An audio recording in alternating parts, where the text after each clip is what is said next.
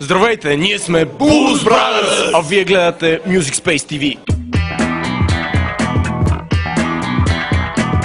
Здравейте, фенове на Music Space TV, тук съм обградена от момчета от Blues Brothers. Момчета, представете се, кой е в групата. Аз съм Жоро и свирам на барабани.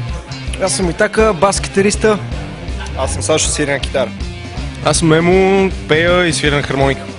Добре, обяснете на нашите зрители откъде идва Blues Brothers. Със сигурност не е от боза, примерно, нещо друго трябва да е.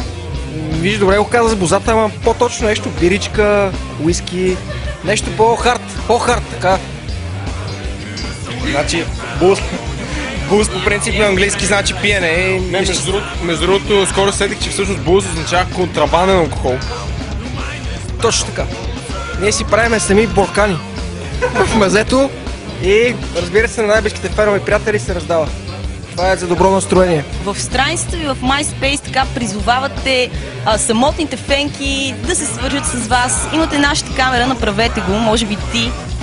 Нека се свържат с нас и ще измислиме. Дано само не изтопат телефоните от звънене. Кой нарисува тази наистина гениална обложка на албума ви? Ти ли си? Не, но моя идеята. Твоя идеята? Какво стои за тази обложка?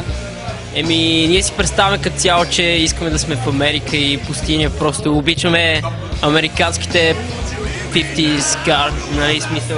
Американски начин на живот, къде имаш кола, отиваш някъде, пушиш, пиеш, правиш и заминаваш. В смисъл, не те задържа нищо никъде, разбираш, и не пускаш котва. Ясно. Да. Движение да има. Точно така, да има пауър. Точно, да. А какво има в самия албум? Албумът съдържа 5 парчета, всичките авторски и феновете ще могат да ги чуят сега, тук тази вечер, както и още толкова авторски, които са нови, които вероятно невероятно, на пълна сигурност, които ще запишеме за нашия албум.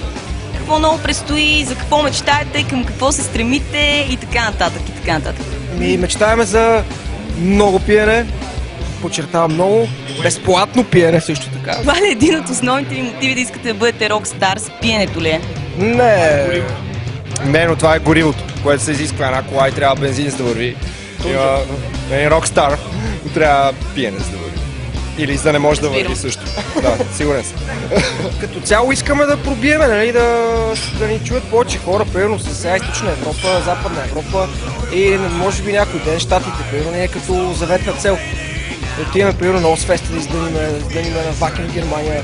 Но това са вече много такива сериозни стъпки, които надявам се с помощта на фенове, нали, тук, оттам и така, и ще успеем някой ден. Искрено ви го пожелавам. Много ти благодаря, да стане. Мерси и аз. Моля. На здраве на всички, които гледате. На здраве! На здраве! Това беше от нас.